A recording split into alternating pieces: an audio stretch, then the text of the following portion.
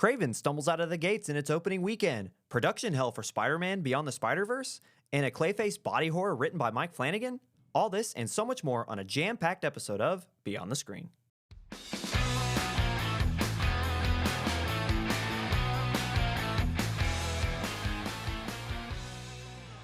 Hello, everybody. Welcome to another episode of Beyond the Screen. I, as always, am your host, Ryan Gum. With me, as always, is Jacob Holtzclaw. Jake, how you doing? Doing good, man. I'll tell you what, I watched Red 1 over the weekend. No, you didn't. I did. It I happened. sat down and I watched the whole thing. What possessed you to do such a thing? Well, I figured after shitting on it for 3 episodes, I would sit down and I'd give it the due diligence. And yeah, it's about what you'd expect. I'm not gonna lie. It was a little weird because, and I'll spoil it now that it's been out for a while. There's a thing called the Christmas Witch, or I guess a lady called the Christmas Witch. And she's trying to ruin Christmas. And it was just odd. Krampus is in it. That was crazy. Didn't know that. He was like a big horned man minotaur looking thing. But yeah, Red 1. It was okay. That's about all you're gonna get out of me. It was okay. The Holtzclaw stamp of just meh is what that is. It's exactly what I thought it was gonna be. It's exactly what everybody thought it was gonna be. Do I think it's as awful as Rotten Tomatoes is saying at a 30%? Not really. I mean, I agree more with IMDb putting it at a 6.5 out of 10, I guess. So yeah. It's a good 6. I'm a little dumbfounded because we sat and talked for an hour before recording and never at any point did you mention this, that you had seen this movie. So my genuine reaction is what you heard when you said that, you at home listening. I had no idea that you had partaken in such an event. So you heard it here first. Red 1, just a big meh. Does it deserve, you said it doesn't deserve its tomato meter rating. Does it deserve to flop as bad as it did? This is my last question. I mean, did it make its money back? No. It did not make its money. It 92 million gross as of this weekend, out of what, 150, probably more. No, it was 250 million to make. Yeah, and it was like, that's not counting marketing, I don't think. Oh, that's sad. So let's assume that they spent 100 million. Let's just say it was 350 million to get this movie out there. So you're saying no, It doesn't deserve that, is what I'm hearing. I'm actually very surprised that I am surprised it did not make its money. I mean, not even half. I mean, if you're saying it's 350, if you're actually putting it there as an estimate and it didn't make half, I'm actually kind of surprised it didn't make half because it wasn't that bad, Yeah. So 90 million out of 350 is rough, but yeah, no. So Red 1, we crapped on it. Now we're going meh and kind of disappointed in it because I would have thought it done better. Well, I think that's a great segue point to talk about our first piece of box office news. From one flop to another, Sony's Kraven the Hunter earns a measly $11 million on its opening weekend. That is an estimate, by the way. Box Office Mojo has not certified their numbers yet as of Monday night, so not sure what that's about. But as of right now, it's at a flat $11 million, which is certainly wrong, but that's what you're hearing right now because that's what we got. Did not do well. It had a budget of $110 million, and I've seen nothing but memes from this movie. Apparently, this is worse. This opening of $11 million is worse than the generally accepted trash film that is Madam Web, which had $15 million. This is the end, Jake, of the Sonyverse kind of spin-off of Spider-Man villains turned action leads in these films. They're done. They're not producing anymore outside of Beyond the Spider-Verse and Spider Noir, a series. I think that's going on Amazon. Morbius, Madam Web, and Kraven. I won't even lie. I'm going to miss this era. Not because they produced good films, but because I had a laugh at every turn. Watching Jared Leto use his bat kind of sonar or his pinging to kind of learn his powers or whatever was one of the funniest experiences I've ever had in a cinema. Seeing Madam Web's trailer, I cannot remember what the joke was, but they were in the Amazon studying spiders was hilarious. Jake, what do you think about this era coming to an end? Yeah, I wish I could say it's sad, but I didn't particularly care for this era. I think it comes down to people having read the comics and knowing who Kraven is from even like we grew up with the animated Spider-Man Mm-hmm. on I don't remember who provided it. It wasn't Cartoon Network, but animated Spider-Man had Kraven in it, the TV show, and then you had him in the comics for all the people who are older than us. So Kraven is this evil hunter, you know, like he's hunting Spider-Man to kill him, to cut his head off and mount it on a plaque on the wall. Yeah. And now we're supposed to follow this Kraven against his the synopsis is the complex relationship with his ruthless father. So maybe people can get behind that, but if you have daddy issues, so we kind of have to treat Kraven as the protagonist through this film until he's inevitably turned into a villain at the very end. So it's really hard to have a villain movie if he's not already heralded as a anti-hero, you Yeah. know? Yeah. So like Deadpool works and Venom works because they're already kind of anti-heroes, whereas Kraven, he's full evil. We've only ever known him as full evil, and now I'm supposed to sympathize with him because he has a bad father. Well, no duh, he's evil. Most of them have bad fathers. Um, so maybe that's why, but it doesn't. I will stand by Madam Web being AI written. I believe that Oh, in my heart. I yeah. believe Madam Web was written by AI. It's just so Whether or not bad. I will ever be proven right. I think Um, I think the biggest miss from this, and this is kind of the other side of why I'm sad that this is coming to an end, is because, as I said before, no more of these movies from Sony outside of what's kind of already on dock, and those are already, we're going to get into those later. They're having the Spider-Verse films are having their trouble, and again, we'll talk a lot about that later. It was reported it has come out. So if anyone who's known anything about Sony and Marvel and their deal for Spider-Man, it was generally assumed that Sony was barred from using Spider-Man because obviously there is one very prominently displayed in the MCU in Tom Holland. And it was thought that Sony was just not allowed in their deal to use him in any other medium. Turns out that wasn't true. Sony could have at any point used Tom Holland, even, or any version of Spider Man thereof, in any of their films. They just didn't.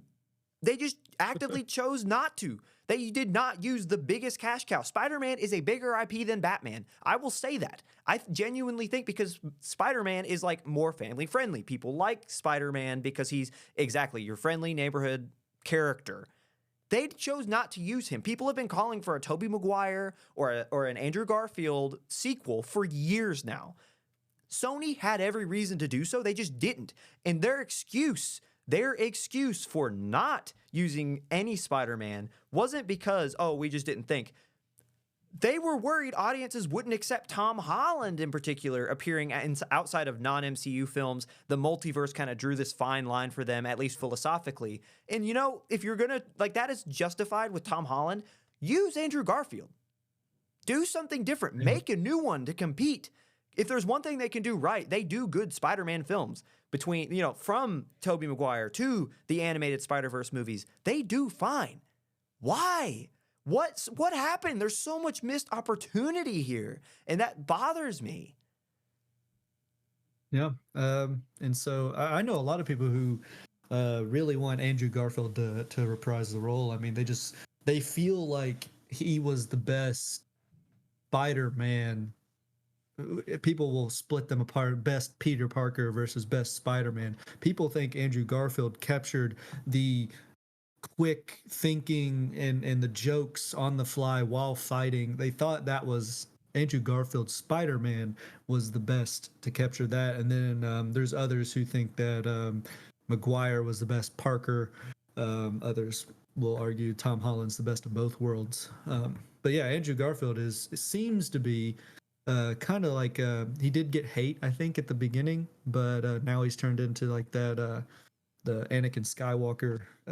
I forget his name. Christian. right? Isn't that Yeah, his name? Haydenson. Yeah. Haydenson. So he's now loved. I think that's kind of how Garfield is being treated now. Yeah. Not a lot of people liked him in the first one, but they grew to love him as Spider-Man, and it's sad that we don't get to see another one of those because honestly, I think Garfield would have been the best to go against this Kraven. Yeah, I mean, it's so annoying because, well, one, if Sony would have stuck to source material, like another big point of contention and laughs really from Kraven is how Rhino looks.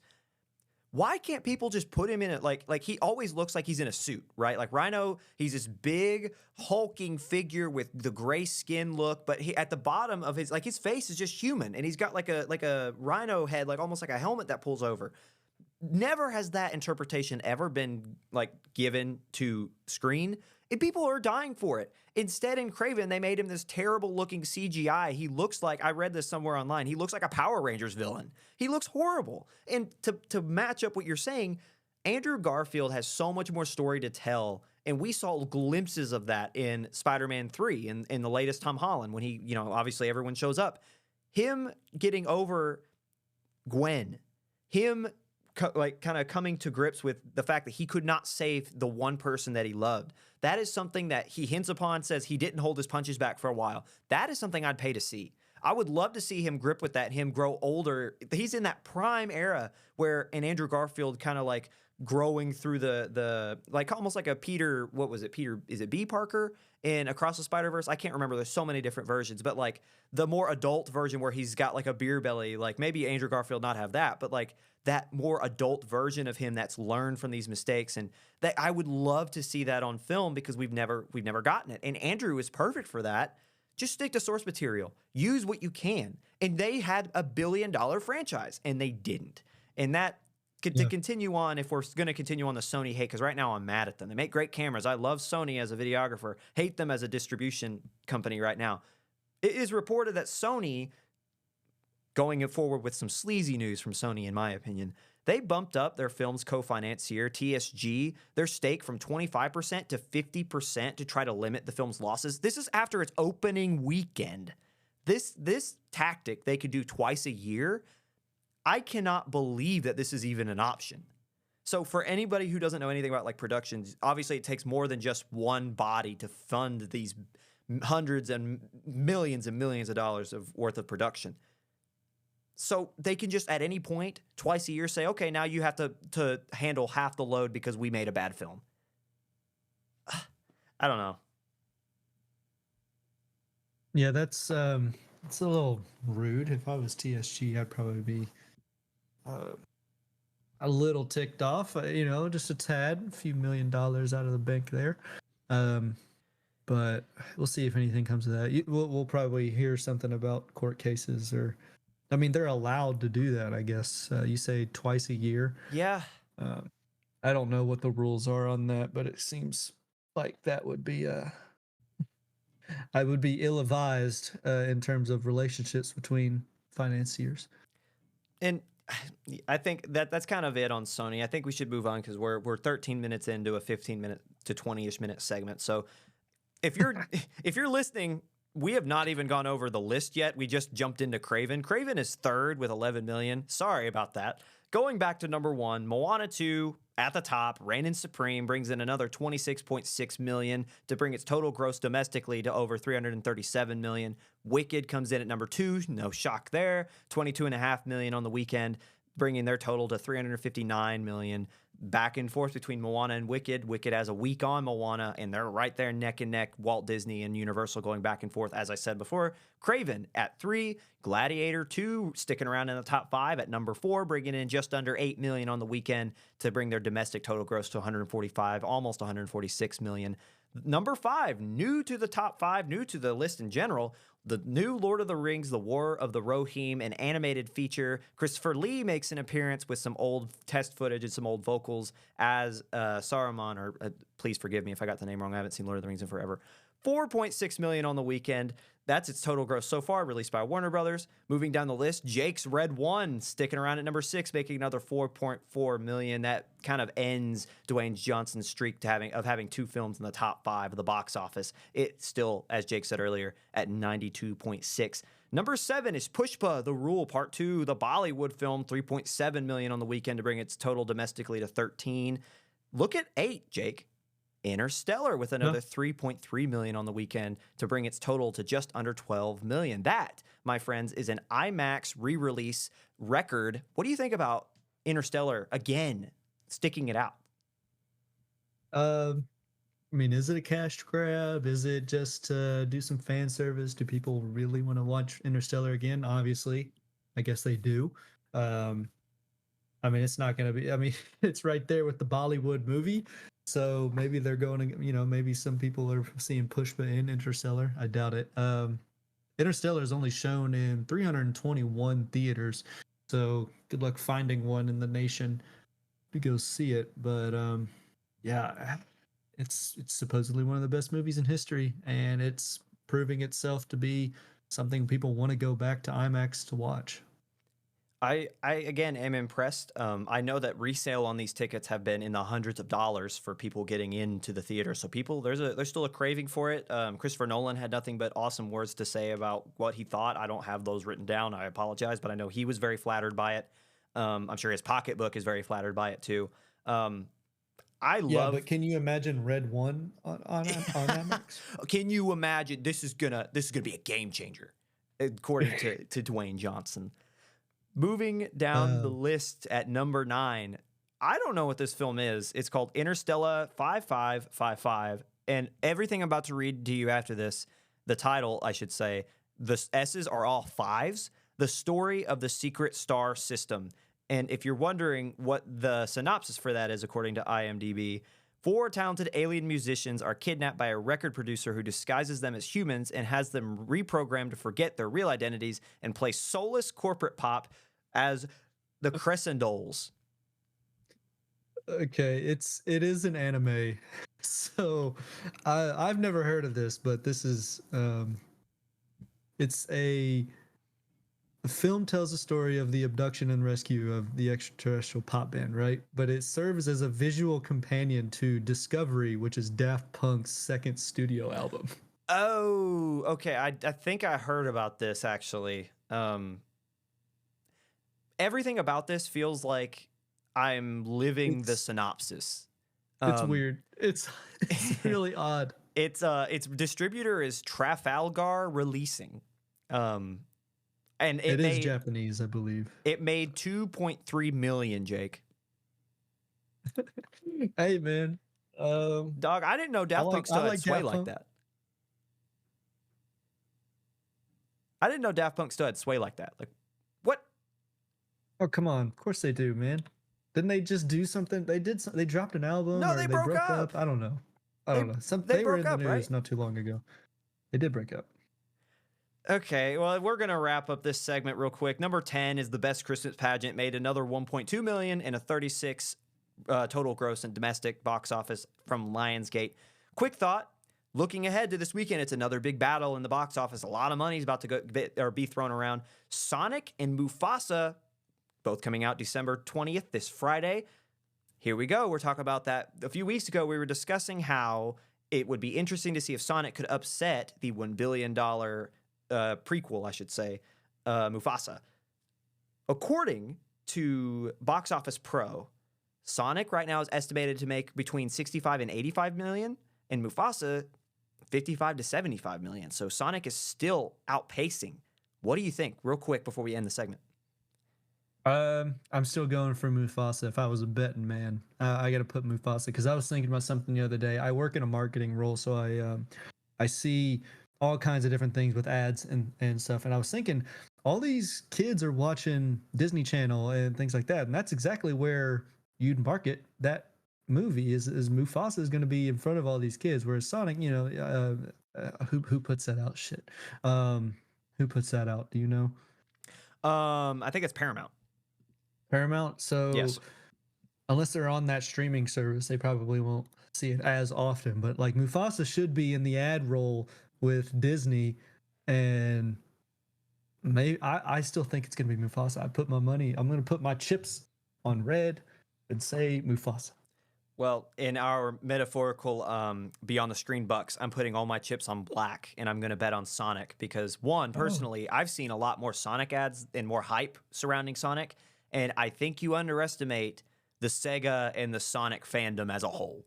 Um, I was gonna say, so you're in the you're getting the ads for Sonic, but are you the demographic that's gonna push it I know. I over listen. the edge? You're completely right, and I did think about that, but I still stand by it. Our again, our beyond the screen bucks are on opposite colors, and we're going to see where we land. And the winner will have bragging rights. All right. Coming Maybe we'll up. do a Oops, sorry. poll on this episode. Ooh, go ahead. Please answer the poll down Yeah. below. Coming up after the break, we have news surrounding Beyond the Spider-Verse release date, and it's not looking good if you're curious. Clayface gets a facelift from Mike Flanagan at DC, and a Warhammer 40k series finally in the works at Amazon. This up next. Hello, everybody, and welcome back to segment 2 of Beyond the Screen. We're in major news. I know you're probably tired of hearing about Sony and especially Spider-Man because we just spent 20 minutes, essentially 20 minutes, discussing it. However, we do have a last bit of news. Beyond the Spider-Verse, not looking so hot. Jarrell Jerome, the voice of Miles G. Morales slash Prowler. Now, if you haven't seen the last film in the Spider-Verse series, you're probably a little bit confused. I won't spoil it here. You should go watch it. For those of you that do know who this is, he's got some kind of sad comments surrounding the next film. No one knows when it's going to be released. He's not even started recording his lines yet. He's a pretty important character within the series, going to be a big part of that climax coming up with the third and the threequel. Sony has no plans to release this film next year. For reminder, this film was slated to release earlier this year, March 29th of 2024. Reportedly, Sony's taking, quote, a lot of tender, loving care in terms of the film and its story. No one really knows what's going on. If you remember back in September, it was reported that the film would likely not be released before 2027. That was due to creative differences and creative direction, and much of the original film had already been scrapped, so they had made some. There were talks, if you remember, the film, the sequel, I should say, the second film in the series, came out last year in 2023. So the original release date was 9 months after that release, so there was a lot of talk that maybe they had done both films back to back or done it all in that 5-year stretch between the first and the second. Then all of a sudden, nothing. Then the film got pushed back, and now you have one of the most prominent voices in the film saying they've not even started. This, however, was refuted. This claim that the production hell is real in the Spider-Verse set and that much of the original film was scrapped. Producer Christopher Miller and composer Daniel Pemberton both denied this, saying that just wasn't true. There has been no scrapping. We're just taking our time. While we might not know a lot, this is what we do know. The film isn't being released soon, and it doesn't necessarily look good from this perspective when you've got people saying it's going to be until 2027. Sony firing back, no, it's not, but it's not going to be next year. There's only 1 year in there. That's 2026, and they're not confirming it for then. Jake, what do you think? I don't think they know. Sorry to leave a pause there. I don't think they know exactly when, because I mean they've scrapped the majority of the movie. It's just kind of like that business way of saying maybe, but having the fallback of 27 to just say, yeah, it was actually 27, but we never confirmed. So it's kind of like a covering your butt tactic there. When do I think it's going to come out? I'm optimistic, but I know how bureaucrats work, so I'm going to say 27 is the likely number. Yeah, it's irksome and it's worrisome to have your producer come out and say, actually, no, that's wrong. And then nobody can give a definitive year, at least. They can't even say a year. They've been working on, like, it took 5 years from the first to the second one to make. I understand. So it's going to take some time between, especially if you've scrapped everything. But regardless, say you're starting from scratch. It's going to take some time to make, especially the art that they do. So I completely understand that. But let's take a look at another film that's coming out this year. And this is something I haven't written down. I read this before we started recording. Wicked 2 has its title. Wicked Part 2 is officially going to be titled Wicked for Good, with the release of next year, November 21st, that is 2025. They can do it properly. We've seen it done. They have had all this time to prep. They know the story. And I guess that's where a little different is that this story has been told. It's not like they're writing something from scratch. It's a new adaptation, whatever. However, It is just so problematic that Sony cannot commit to even a year. Yeah. I mean, a year's a long time, but maybe it's because the timeline is so close to year end. Like maybe um if filming and or editing is slated to be right up to 2026 December, and that's why they can't necessarily nail it down, especially when they don't have lines. Yeah, I say filming, now that I think about it, it isn't animated, but by the time they have the lines done, it, and then the animators get to it, maybe it's so close. Maybe that's why. You'd like to think so, but it's problematic to me that we've been talking about this since September. And as things come out, and this is all I think kind of compiling on the fact that Sony is kind of in the dumpster fire right now. They're in the middle of a war zone. Everyone's hating on Sony right now. And to have this come out in conjunction with Kraven being as bad as it is, it looks really bad. Now, will that necessarily translate? Will this end up being a fantastic film in the end? Probably, because I trust Chris Miller. I trust these filmmakers. However, just in this moment, hindsight bias, having just this past day seen everything, in this past weekend, seen everything come about with Kraven again, it's just not a good feel for me. And I care very deeply about this franchise. Moving on, Variety reported last week that a Mike Flanagan written Clayface film has been greenlit at DC Studios and by James Gunn. The film will be produced by Matt Reeves, but a lot of rumors going around, rumored that this will actually be in James Gunn DCU and not Matt Reeves' Elseworld Batman, which if you follow us, we last week especially talked about the difference between one and the other and how James Gunn's allowing these stories to kind of form in whatever realm they can film. So it's weird that there's this back and forth between is this in the DCU or is this in the Elseworld? Here's what we know. The film will be a horror tragedy with a $40 million budget and that the character will not emphasis on not be painted as a villain. If you don't remember Mike Flanagan, he's got a glowing filmography. Films such as Gerald's Game, Hush, and the acclaimed The Haunting of Hill House, the series on Netflix. This man is a horror connoisseur. This has been something he's talked about for a long time. The story idea, he tweeted about it. It was an interesting story concept to him all the way back in 2021. According to sources, in 2023, he pitched the idea to DC. Now in 2024, late 2024, albeit it has been greenlit by the brass at DC.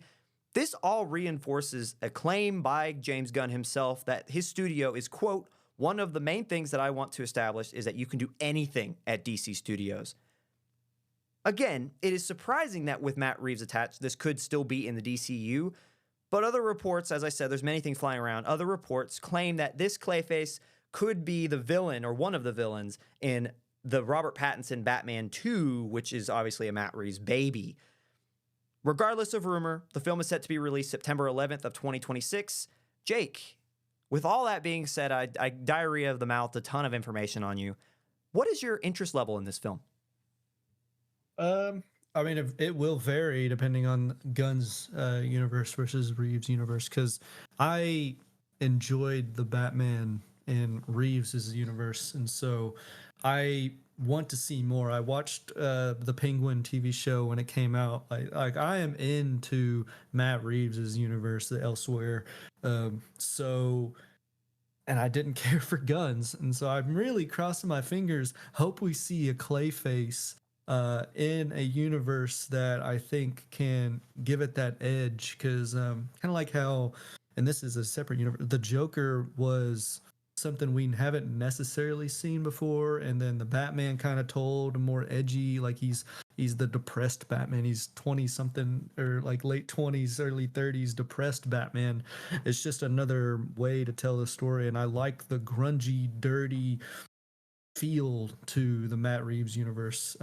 And I don't know if they're gonna stick to like the detective themes, but with Batman Part 2, but Clayface being a horror, I think would fit so well into Reeves's universe. Whereas Guns, I don't know if he's gotten into the horror much. I know I saw what I think it was an end credit scene with like the apocalypse and Batman and Joker are all there. Wasn't Yeah. that like an end credit scene? And it was a you talking about in the animated the Creature Commandos, or No, no, that's back when the movie. I think it was at the end of Justice League or something. oh yes, Wasn't yeah, it? yeah, that was way back when in Zack Snyder's. Yes, yeah, yeah, I know what you're Oh, talking was it about. Snyder's? Okay, never Yes. mind. Then that might not be the best way to tie it back. But that's like kind of what I envision Gunn's attempt. But I really hope it's a Reeves. I really hope it's a Reeves. Yeah, and I completely agree with everything you're saying.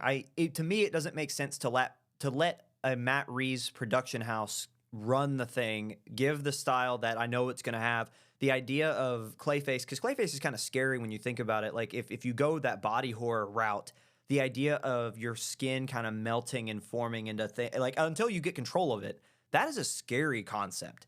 So I'm very invested to see what, again, the horror connoisseur Mike Flanagan will come up with, especially if he's been brewing with this story for so long. We're going into year 4 of this idea being a thing, and he's actually getting to work on it. I don't think you can have this be not in the Elseworlds with Matt Reeves. It just, I understand if you want to bring in somebody that you know can get a feel, or you know can develop these characters properly, and Matt Reeves to kind of be in your world. I completely understand it, and I think that I remember reading somewhere that Gunn had some conversations and some thoughts about trying to bring Pattinson into the DCU, but just said, you know what, that just needs to be its own thing. Like it was never meant for this, which I like.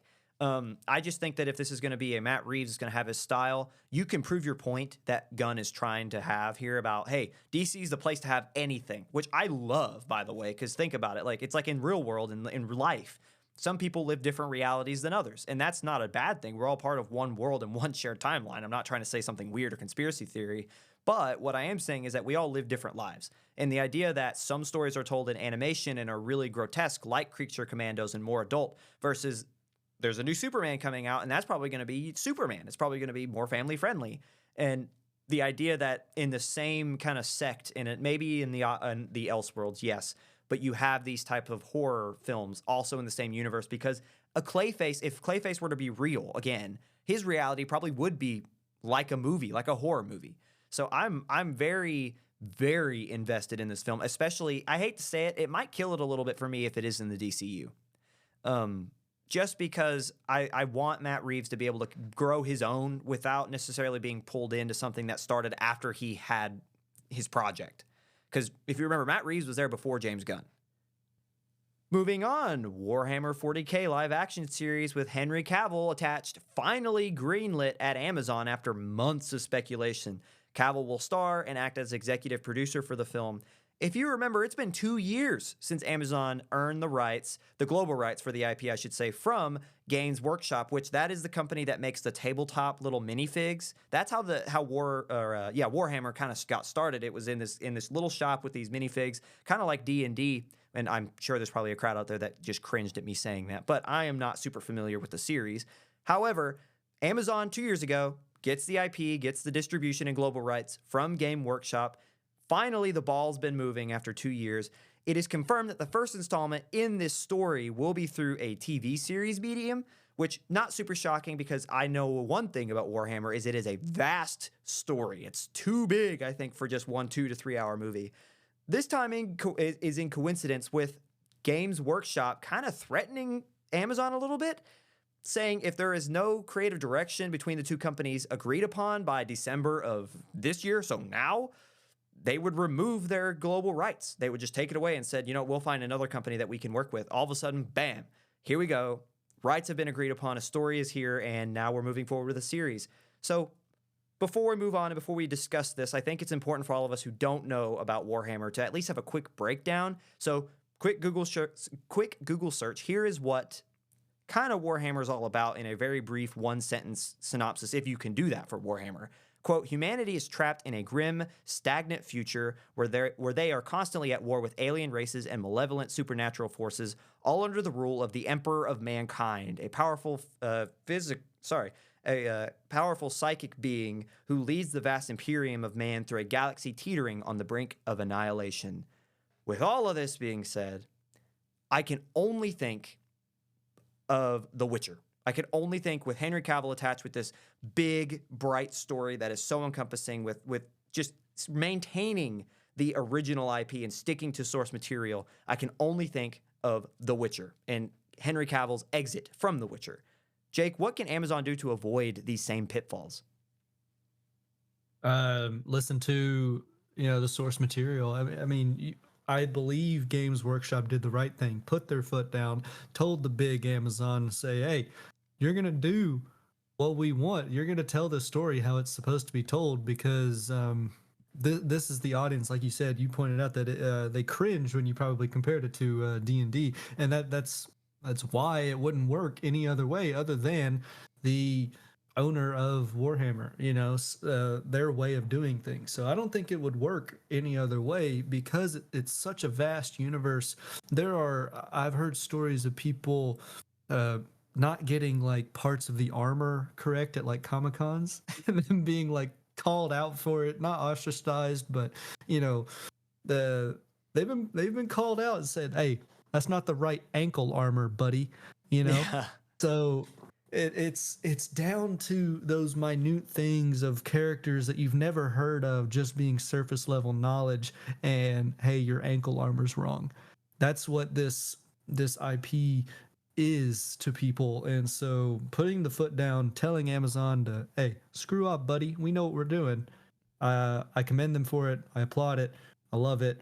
And Henry Cavill attached to it, he's one of those, I want to say, diehard guys, because he left Witcher for that very reason, or they got rid of him for that reason, because he believed in source material. And yeah, sometimes that's the right way to go. Yeah, and I mean, I couldn't agree more. You got to a point. Henry Cavill, why he's attached is because he's a diehard Warhammer fan. He's always been. If you can watch him on Graham Norton, which is a British talk show, him talk about it all the time. I think they avoid these pitfalls by making him that executive producer. The Witcher, I don't believe he was a producer on The Witcher. You avoid those problems when you let the guy who is trying to portray the story tell the story from behind the scenes as well. This makes me also think about a conversation we had last week with George R.R. Martin and the idea of adaptations. I think this is kind of where I think The Witcher went way out of left field, is because they took it too far. I think there's a point to where you have to, again, it's a different medium, so there are some things that are going to be changed. It's just a matter of how the industry works, how art is. You're not going to be able to get the exact same that you get in the books or in the video games into a film, especially when it's live action or a TV series. However, being as close to that source material seems to be very important to Henry Cavill, and allowing him to kind of right the ship and call the shots. I think that's important to keep them out of the same issues that Netflix ran into with The Witcher, which I don't know how they're going to succeed without him. I think Liam Hemsworth is a great actor. He's not Geralt.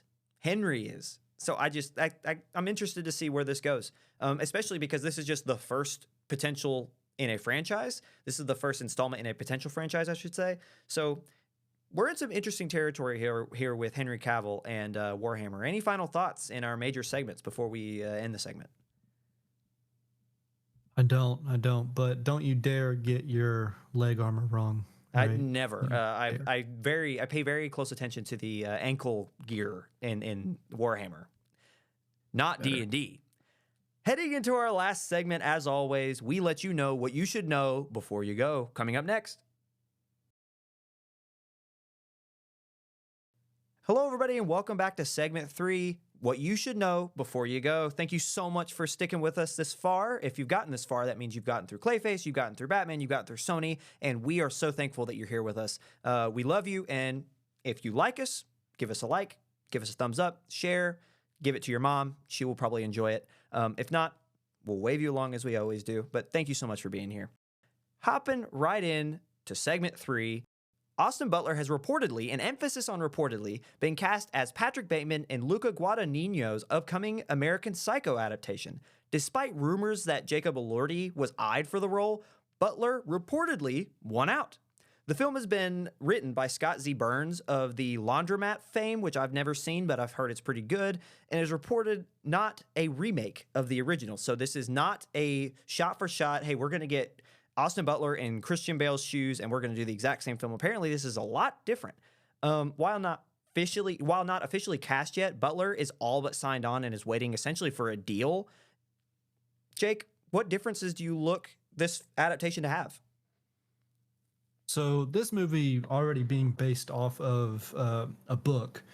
So you said written by Scott Z. I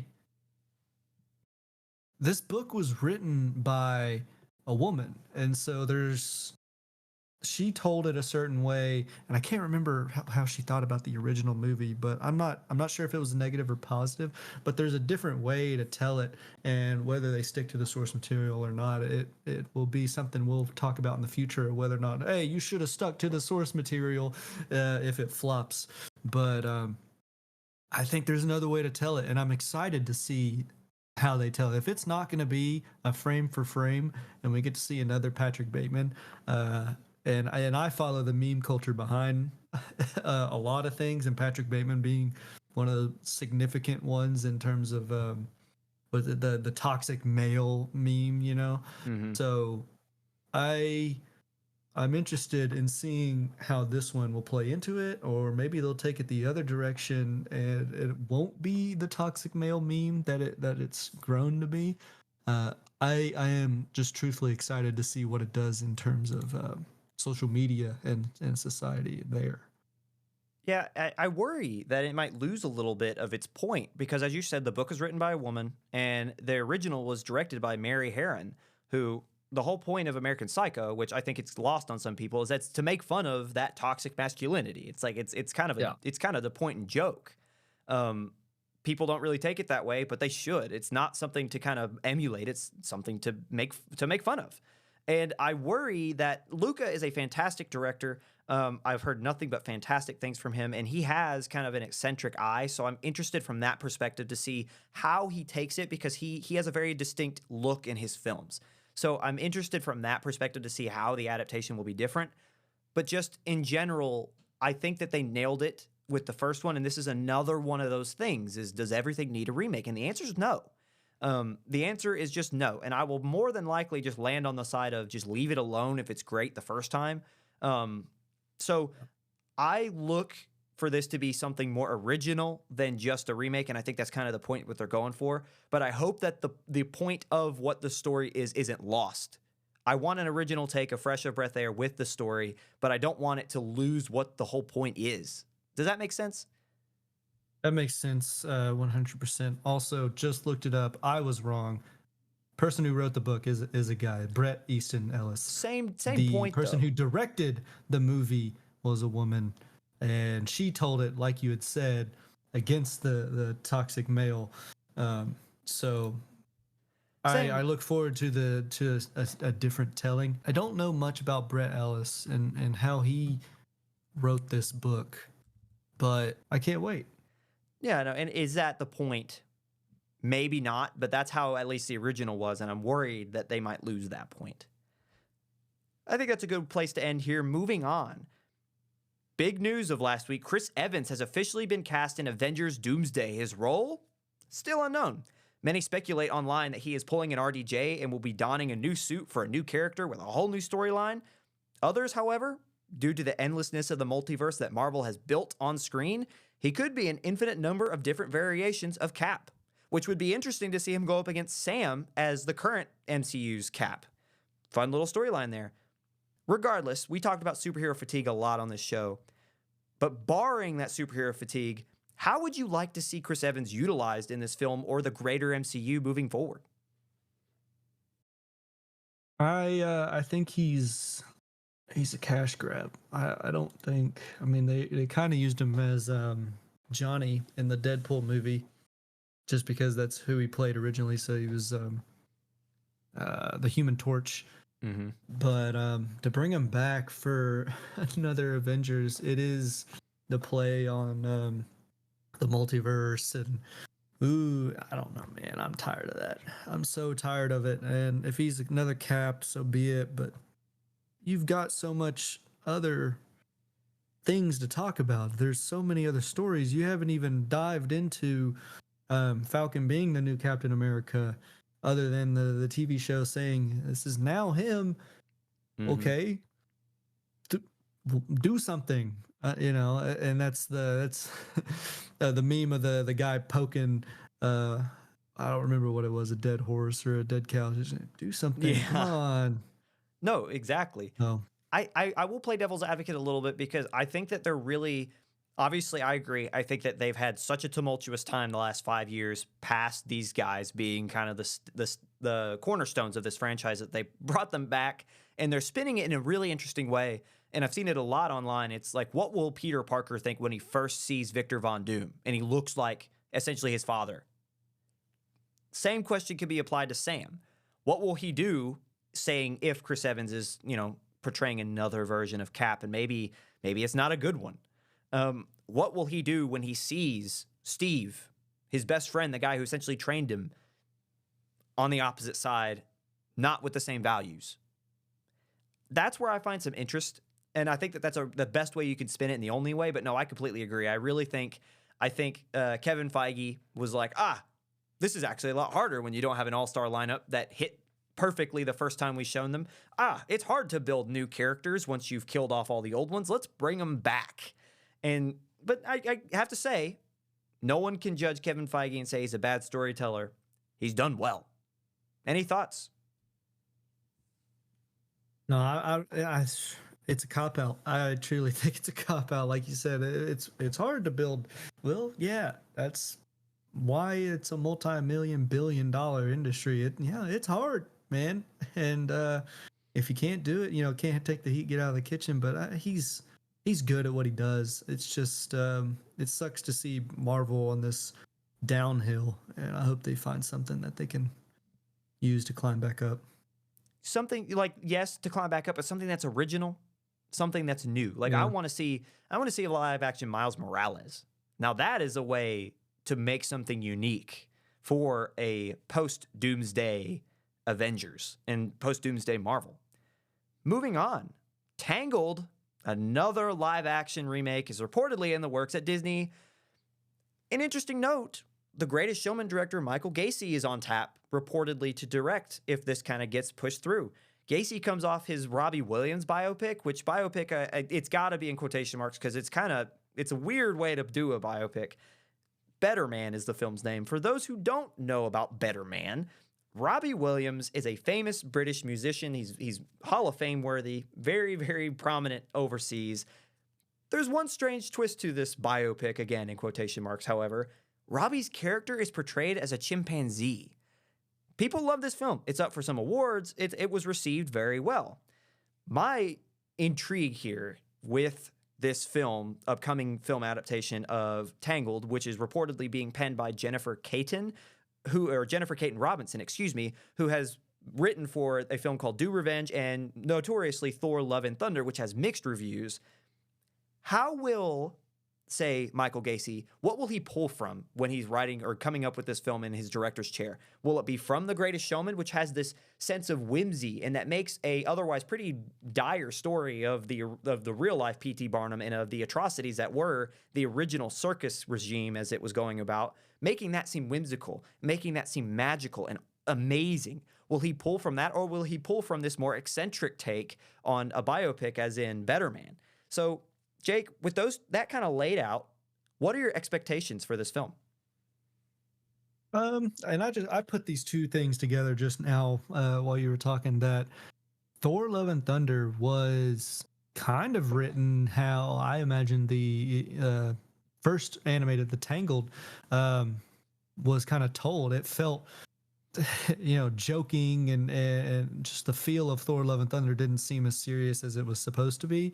And then I compared it to Tangled, and I was like, yeah, that makes sense. If Tangled was written by Jennifer the same way Thor: Love and Thunder was, and it's directed by Michael Gracie, who's done The Greatest Showman, I think they might have something good on their hands when you put those two together, until dun dun dun Disney gets their grubby little hands on it. Yeah.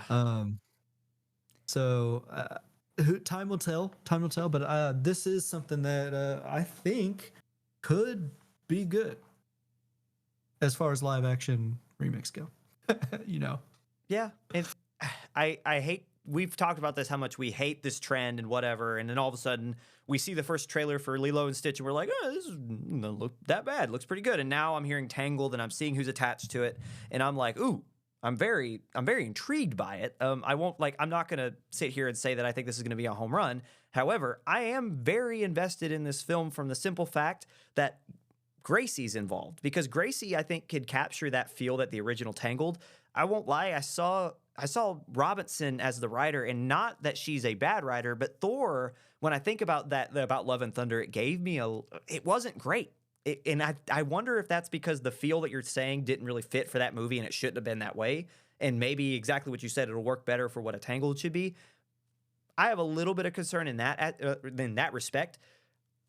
I can't get my head around. This is one of the more down to earth stories, ironically, if you can take out the magic hair. I think that practically can be done very well.